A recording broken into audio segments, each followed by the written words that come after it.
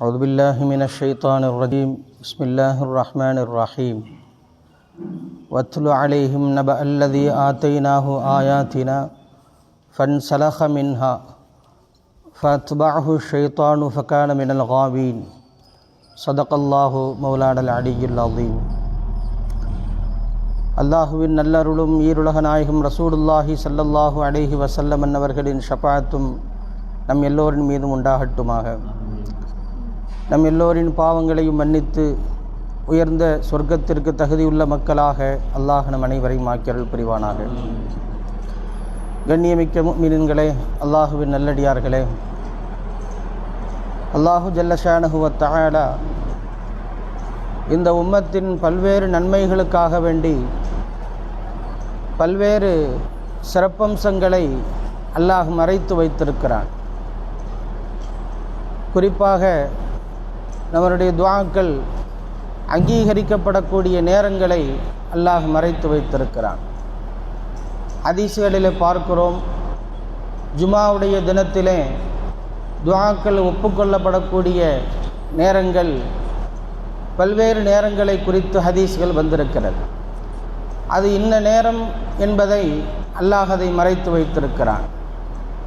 காரணம், அந்த ஜும்மாவுடைய தினத்தில் எல்லா நேரங்களிலும் அடியார்கள் அந்த நாட்களை பயன்படுத்தி கொள்ள வேண்டும் என்பதற்காக வேண்டி. இதுபோன்று ரமதானுடைய நாட்களிலும் கூட லைலத்துல் கத்ரினுடைய அந்த இரவை அல்லாஹ் வெளிப்படுத்தவில்லை. அதுபோல ஒரு மனிதனுடைய மௌத்து அது எந்த இடத்திலே சம்பவிக்கும், அது எந்த நேரத்திலே அது ஏற்படும் என்பதையெல்லாம் அல்லாஹ் மறைத்து வைத்திருக்கிறான். இப்படி பல்வேறு அம்சங்களை ரப்புல் ஆலமீன் இந்த உம்மத்தினுடைய நன்மைகளுக்காக வேண்டியே அல்லாஹ் அதை வெளிப்படுத்தாமல் வைத்திருக்கிறான். அதில் உள்ள ஒரு முக்கியமான ஒரு விஷயம்தான், நாம் கேட்கக்கூடிய துஆக்களில் அது அங்கீகரிக்கப்பட வேண்டும் என்று சொன்னால் இஸ்முல் ஆலம் என்று சொல்லக்கூடிய அல்லாஹ்வினுடைய அந்த மகத்தான ஒரு பெயர் சில நபிமார்களுக்கு அல்லாஹ் அதை அறிவித்து கொடுத்திருந்தான். சில வலிமார்கள் இறைநேச செல்வர்களுக்கு அல்லாஹ் அதை வெளிப்படுத்தி கொடுத்திருந்தான். அந்த வார்த்தைகளை சொல்லி நாம் அல்லாஹ்விடத்திலே கேட்டால் நிச்சயம் அல்லாஹ் அந்த துஆக்களை கபூல் செய்து விடுவான். அவ்வளவு ஒரு மகத்தான ஒரு அந்தஸ்தை அல்லாஹ்வினுடைய பல்வேறு ஆயிரக்கணக்கான பெயர்களுக்கு இஸ்முகளுக்கு மத்தியில் அந்த ஒரே ஒரு இஸ்முக்கு மாத்திரம் அல்லாஹ் அவ்வளவு அந்தஸ்தை மகத்துவத்தை வைத்திருக்கிறான். அந்த வார்த்தைகளை சொல்லி அவர்கள் கேட்கக்கூடிய துஆக்கள் அங்கீகரிக்கப்பட்டிருக்கிறது. நபிமார்களுடைய வாழ்க்கையிலே பார்க்கிறோம். அதுபோன்று சில இறைநேசர்களுடைய வாழ்க்கையிலே பார்க்கிறோம். அல்லாஹ் குர்ஆனில் சொல்லுகிறான், அந்த இஸ்முல் ஆலம் மகத்துவமான அந்த இஸ்முனுடைய அந்த ரகசியத்தை நான் சிலர்களுக்கு வழங்கியிருந்தேன் என்று அல்லாஹ் குர்ஆனிலே சொல்லுகிறான். நாம் கேள்விப்படுகிறோம் இல்லையா, சுலைமான் அலைஹிஸ்ஸலாத்து வஸ்ஸலாம் அவர்களுடைய ஆட்சி காலத்திலே ஆசிஃப் இப்னு பர்கியா என்று சொல்லக்கூடிய அந்த இறை நேசருக்கு அல்லாஹ் அந்த இஸ்மை அறிவித்து கொடுத்திருந்தான். அந்த மகத்துவமான அந்த இஸ்மின் மேன்மையை அவர்கள் உணர்ந்து வைத்திருந்தார்கள். அதனால்தான் ஆயிரக்கணக்கான மைல்களுக்கு அப்பால் இருக்கக்கூடிய சுலைமான் அலைஹிஸ்ஸலாம் அவர்களுடைய சிம்மாசனத்தை அந்த சுலைமான் அலைஹிஸ்ஸலாம் அவருடைய ஆட்சி காலத்திலே ஆட்சி செய்து வந்த அந்த பெண்ணினுடைய சிம்மாசனத்தை கண்மூடி திறப்பதற்குள்ளாக இந்த இடத்திற்கு அவர்களால் கொண்டு வர முடிந்தது. அல்லாஹ்வினுடைய இந்த பெயரை உச்சரிக்கிற போது எதையும் அவர்களால் சாதிக்கக்கூடிய அந்த திறனை அல்லாஹ் அந்த இறைநேச செல்வருக்கு அல்லாஹ் வழங்கியிருந்தான்.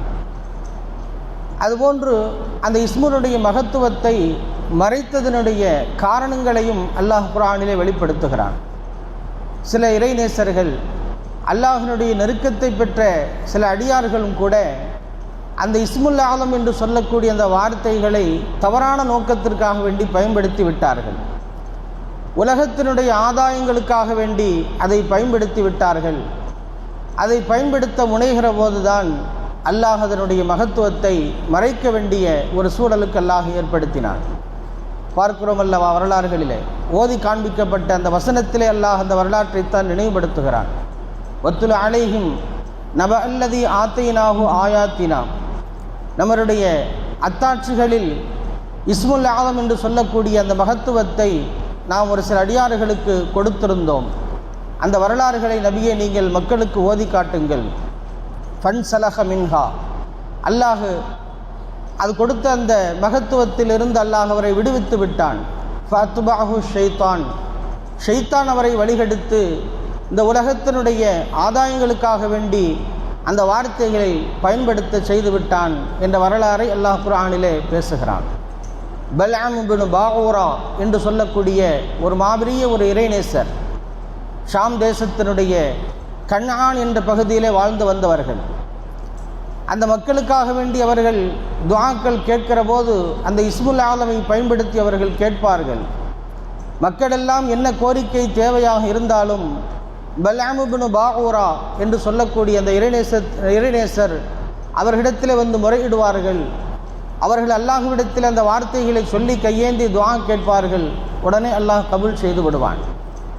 ஒரு சந்தர்ப்பத்திலே ஹஸரத் மூசா அலைஹிஸ்ஸலாத்து வஸ்ஸலாம் தங்களுடைய படைபலத்தோடு அந்த தேசத்தை கைப்பற்றுவதற்காக வேண்டி வருகிறார்கள். அந்த மக்கள் எல்லாம் அந்த இறைநேசர் பல்அம் இப்னு பாஊராவை சந்தித்து முறையிடுவார்கள்.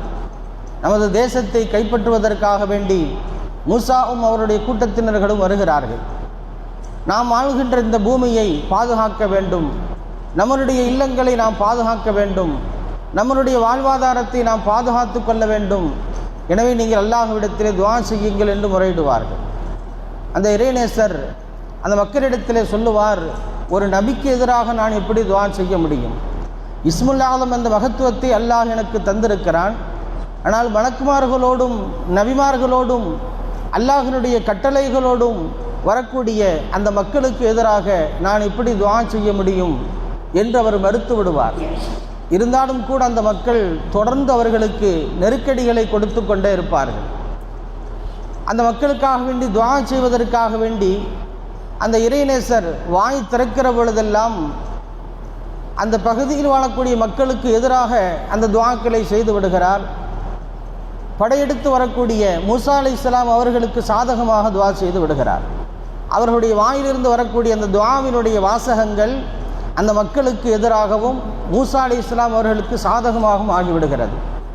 மக்களெல்லாம் முறையிடுவார்கள், எங்களுக்காக வேண்டி துஆ செய்ய சொன்னால் நீங்கள் அந்த மக்களுக்காக வேண்டி துஆ செய்கிறீர்களே என்று சொல்வார். அந்த இறைநேசர் சொல்லுவார்கள், நான் நம் சமூக மக்களுக்காக துஆ செய்யத்தான் முற்படுகிறேன்.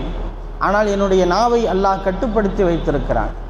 என்னுடைய நாவை அல்லாஹ் அந்த மக்களுக்காக வேண்டி, அந்த மக்களின் நன்மைகளுக்காக வேண்டி அல்லாஹ் திருப்பி கொண்டிருக்கிறான் என்று அந்த இறைநேசர் சொல்லவும் அவருடைய நாவு கீழே தொங்க ஆரம்பித்தது. குர்ஆனிலே வரலாறுகளை பேசுகிறான். நபிமார்களுக்கு எதிராக, அல்லாஹ்வினுடைய கட்டளைகளுக்கு எதிராக அந்த வார்த்தைகளை அந்த இறைநேசர் பயன்படுத்தியதன் காரணத்தினால் அவர்களுக்கு அல்லாஹ் இப்படி ஒரு இழி நிலையை ஏற்படுத்தினான் என்று குர்ஆன் நமக்கு பேசி காட்டுகிறது. சங்கைக்குரிய பெருமக்களே, இதுபோன்ற சில நன்மைகளுக்காக வேண்டித்தான் அல்லாஹ் அந்த வார்த்தைகளுடைய மகத்துவத்தை அல்லாஹ் மறைத்து வைத்திருக்கிறான். இருந்தாலும் கூட இறைநேச பெருமக்கள், முஃபஸ்ஸிரீன்கள், குர்ஆன் விரிவுரையாளர்கள் குர்ஆனுடைய வசனங்களை ஆய்வு செய்து பார்க்கிற போது பெருமானார் ஸல்லல்லாஹு அலைஹி வஸல்லம் அதிகம் பயன்படுத்திய அந்த வார்த்தைகளை அவர்கள் கவனித்திருக்கிறார்கள். அந்த இஸ்முல் ஆலம் அது எந்த வார்த்தையாக இருக்கும் என்று ஓரளவுக்கு அதை யூகித்து இந்த உம்மத்தினர்களுக்கு அதை சொல்லி காட்டி தந்திருக்கிறார்கள். அடுத்து ஆயிஷா ரலியல்லாஹு அன்ஹா பெருமானார் ஸல்லல்லாஹு அலைஹி வஸல்லம் அவரிடத்திலே பலமுறை கேட்டிருக்கிறார்கள், யா ரசூலல்லாஹ் அல்லிம்னி, எனக்கு அந்த வார்த்தைகளை கற்றுத்தாருங்கள் என்று பல சந்தர்ப்பங்களிலே கேட்டிருக்கிறார்கள்.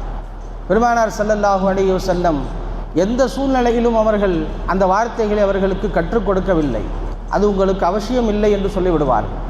அந்த வார்த்தை, அதை நான் தெரிந்து கொள்ள வேண்டிய எந்த நிர்பந்தமும் உங்களுக்கு இல்லை, நீங்கள் அல்லாஹ்வினுடைய எல்லா பெயர்களை கொண்டும் நீங்கள் துஆ செய்யுங்கள் என்று தான் சொல்லுவார்கள். குல் துஅல்லாஹ அபிதுர் ரஹ்மான், அல்லாஹ் என்று அழையுங்கள், ரஹ்மான் என்று அழையுங்கள், ஐயம்மா ததுஉ ஃபலஹுல் அஸ்மாஉல் ஹுஸ்னா, நீங்கள் எந்த வார்த்தைகளை கொண்டு அழைத்தாலும் அல்லாஹுக்கு அழகிய திருநாமங்கள் இருக்கிறது, நீங்கள் எல்லா பெயர்களையும் உச்சரித்து அல்லாஹ்விடத்தில் நீங்கள் கேளுங்கள் என்று பெருமானார் ஸல்லல்லாஹு அலைஹி வஸல்லம் சொல்லுவார்கள். அப்படி அந்த வார்த்தையினுடைய மகத்துவத்தை நாயகம் ஸல்லல்லாஹு அலைஹி வஸல்லம் பாதுகாத்து வைத்திருக்கிறார்கள். காரணம், இந்த உம்மத்தினர்கள் கேட்கக்கூடிய பிரார்த்தனைகளில் அல்லாஹ்வினுடைய எல்லா பெயர்களையும் அவர்கள் உச்சரிக்க வேண்டும் என்பதற்காக வேண்டி, அல்லாஹ்வினுடைய எல்லா திருநாமங்களையும் நம் நாவிலே அது திக்ருகளாக தஸ்பீகத்துகளாக செய்து கொண்டே இருக்க வேண்டும் என்பதற்காக வேண்டியே அல்லாஹ் இந்த ஏற்பாடுகளை செய்திருக்கிறான். சங்கைக்குரிய பெருமக்களே, ஆனாலும் இறைநேச பெருமக்கள் எல்லாம் அந்த வார்த்தைகளுக்கான நெருக்கமான அடையாளங்களை எல்லாம் நமக்கு அறிவித்து காட்டுகிறார்கள். யா ஹய்யு யா கையூம் என்ற வார்த்தைகள் குர்ஆனிலே வந்திருக்கிறது. அல்லாஹு லா இலாஹ இல்லாஹு அல் ஹய்யுல் கையூம், இந்த ஹய்யுல் கையூம் என்று வரக்கூடிய வசனங்களை எல்லாம் கோடிட்டு காண்பித்து நமக்கு சொல்லி காட்டியிருக்கிறார்கள். இந்த வார்த்தைகள் இஸ்முல் ஆலமாக இருக்கலாம். நீங்கள் கேட்கக்கூடிய துஆக்களில் இந்த வார்த்தைகளை அதிகப்படுத்தி கொள்ளுங்கள் என்றெல்லாம் சொல்லியிருக்கிறார்கள். பத்ர் யுத்தகலத்திலும் கூட அந்த போர் வெற்றி கிடைக்க வேண்டும் என்பதற்காக வேண்டி நபி ஸல்லல்லாஹு அலைஹி வஸல்லம் கூடாரத்தில் அமர்ந்து கொண்டு இந்த வார்த்தைகளை அதிகம் உச்சரித்து கொண்டே இருந்தார்கள். யா ஹய்யு யா கையூம், யா ஹய்யு யா கையூம் என்ற வார்த்தைகளை அதிகம் அவர்கள் உச்சரித்து கொண்டே இருந்தார்கள். அதனுடைய பலனை அல்லாஹ் மிகப்பெரிய ஒரு வெற்றியாக அல்லாஹ் ஏற்படுத்தி தந்தான் என்றெல்லாம் சஹாபா பெருமக்கள் சொல்லித் தருகிறார்கள். இருந்தாலும் கூட சங்கைக்குரிய பெருமக்களே, நாம் கேட்கக்கூடிய பிரார்த்தனைகள் அது தமிழ் வழியிலே நாம் கேட்டாலும் கூட அந்த துஆக்களுக்கு முன்பாக இதுபோன்ற நல்ல திருநாமங்களை, அல்லாஹ்வினுடைய இஸ்முக்களை, இஸ்முல் ஆலம் இதுவாக இருக்கலாம் என்கிற ஒரு நம்பிக்கையோடு நாம் அந்த வார்த்தைகளை பயன்படுத்தி கேட்கிற போது ரப்புல் ஆலமீன் நம்மளுடைய துஆக்களுக்கு உரிய பலன்களை அல்லாஹ் நிச்சயம் தருவான். அதுபோன்ற உயர்ந்த நசீபை அல்லாஹ் நம் அனைவருக்கும் தர வேண்டும். நாம் கேட்கக்கூடிய பிரார்த்தனைகள், துஆக்கள் இந்த உம்மத்தினுடைய நன்மைகளுக்காக வேண்டியும் நம்மளுடைய துன்யா ஆஹிராவினுடைய பல்வேறு பிரயோஜனங்களுக்காக வேண்டியும் அல்லாஹ் அதை ஆக்கி வைத்து ரப்புல் ஆலமீன் எல்லா விதமான நன்மைகளுக்கும் அல்லாஹ் நம்மை ஏற்படுத்தி தருவானாக. வாஹிரு தாவானா அனில் ஹம்துலில்லாஹி ரப்பில் ஆலமீன்.